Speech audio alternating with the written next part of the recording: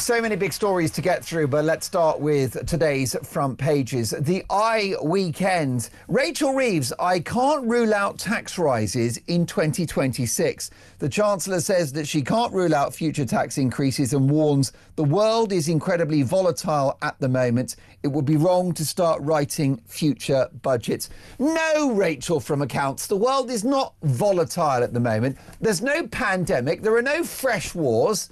Everything is quite stable. You have no excuse for this dying economy. It's two budgets which have absolutely signed the death knell for the well-being of this country economically. You are responsible. There are no headwinds. It is Labour policy. It is socialism, economic quicksand, the failed idea that never dies. But have you noticed there, she's getting the excuses in early. Rachel Reeves, I can't rule out tax rises in 2026. If I was Chancellor, I would rule them out.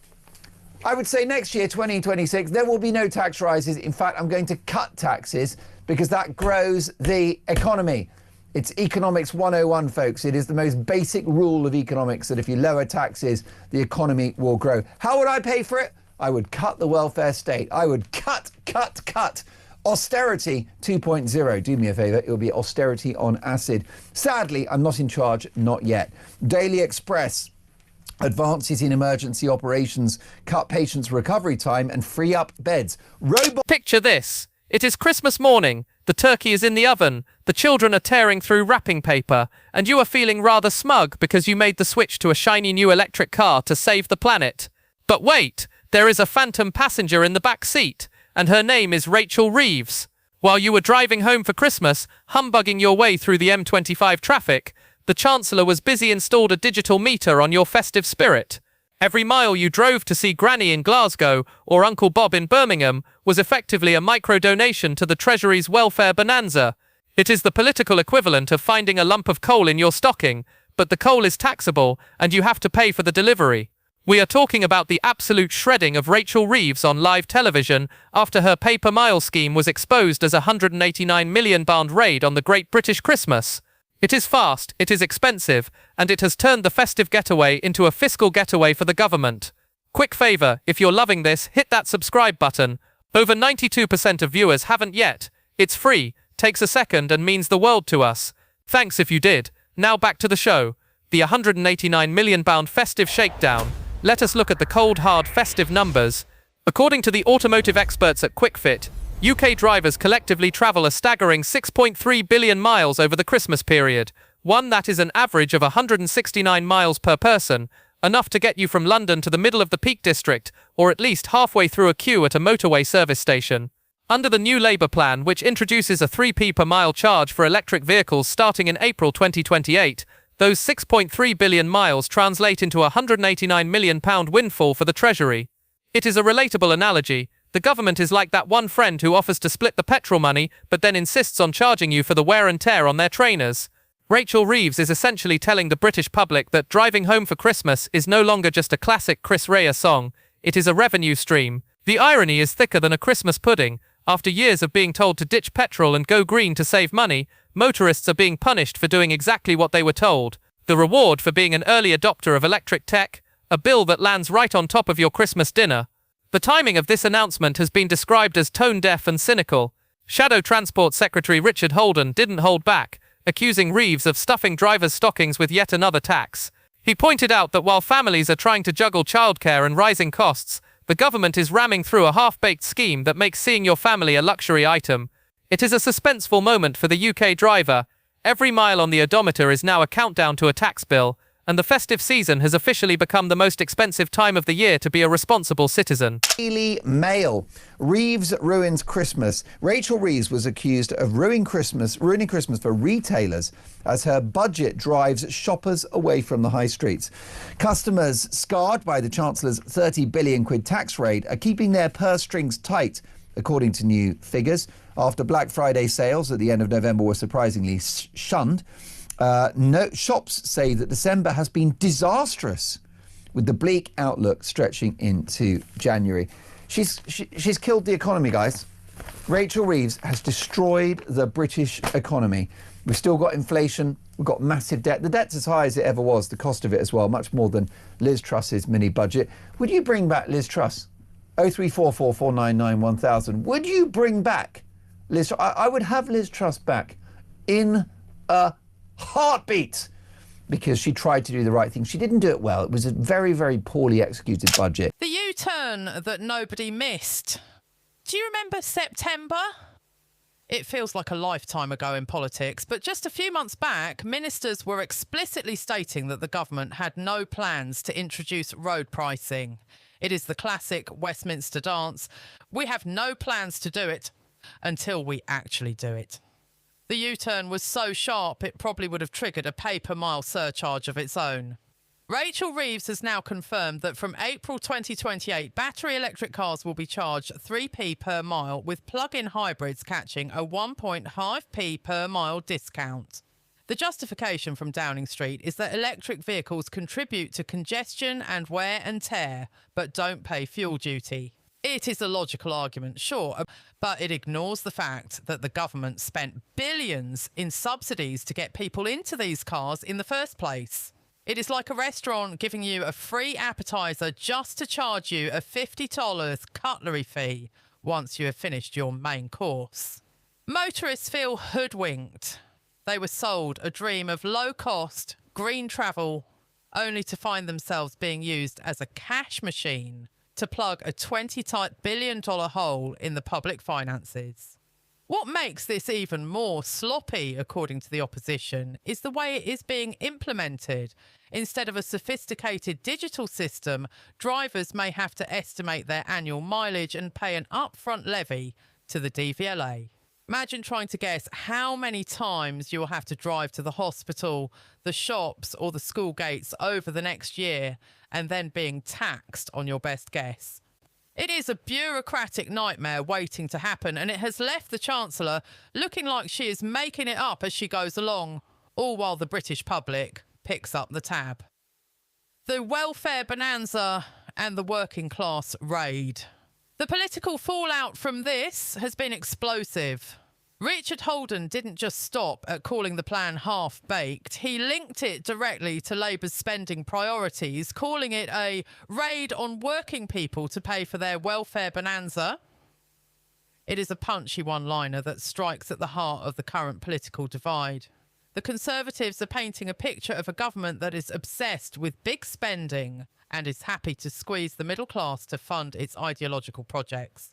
For the ordinary working person Rachel Reeves claims to represent, this tax is a direct hit on their mobility. In rural Britain, where public transport is about as reliable as a chocolate teapot, the car isn't a luxury, it is a lifeline. If you live in a village and have to drive 15 miles just to get a pint of milk or see a GP, you are now being taxed for the privilege of living outside a major city. The pay-per-mile scheme doesn't distinguish between a leisurely Sunday drive and a vital commute to a low-paid job. It is a flat tax on movement, and it is hitting the people who can least afford it. The news host who obliterated Reeves pointed out that this tax effectively ends the financial incentive to go green.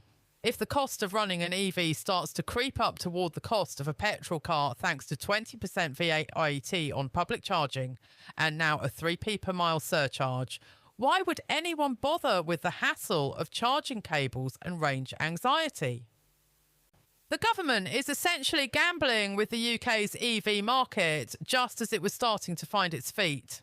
It is a bold, risky move that many believe will lead to a collapse in demand for cleaner vehicles. How powerful and strident this is, that Reeves ruins Christmas. Because, I mean, I feel like I've been saying this till I'm blue in the face, that the strategy of this government seems to be to tax the productive parts of the economy in order to fund the unproductive parts of the economy. Yeah. First it was for public sector pay rises, then it was to increase public money going to welfare. And we've seen also, you mentioned the story in The Guardian about youth unemployment. Well, of course, companies can't hire young people because they've got this pressure put on them through national insurance hikes. We're completely inhospitable now to any kind of entrepreneurship, any kind of aspiration for young people who were talking about leaving. And now Christmas has been ruined for all of these companies because of the fact that people are having to tighten their purse strings. And it's also the fact that she's constantly injecting this uncertainty into not only into the minds of businesses, but also into the public more generally. People are not wanting to sell their houses because they don't know what's going to happen next year. There's constantly this sort of sword of Damocles hanging over everyone. There's constantly this sort of sword of Damocles hanging over everyone's neck that taxes might go up yet again. Nobody trusts the government when they say that they're not going to raise taxes, or as they did at the beginning of their premiership. So I mean, this is just a monumental act of self-harm. And I was actually saying before we came on air, I was in an Uber the other day. Muslim Uber driver said to me, you know, it just doesn't feel like Christmas this year. Wow. There's just no Christmas spirit. No one's out enjoying parties. No one's out on the high street. You know, people just don't seem to be out and about doing the Christmas. He said, every street I drive down, there's no one out and about doing anything Christmassy. Nope. The 2030 ban, a trap in the making. To make matters even more suspenseful for the British motorist, we have to talk about the 2030 ban. Labour has committed to banning the sale of new petrol and diesel cars by 2030, which is just 5 years away. By introducing a pay-per-mile tax that kicks in 2028, the government is essentially setting a trap.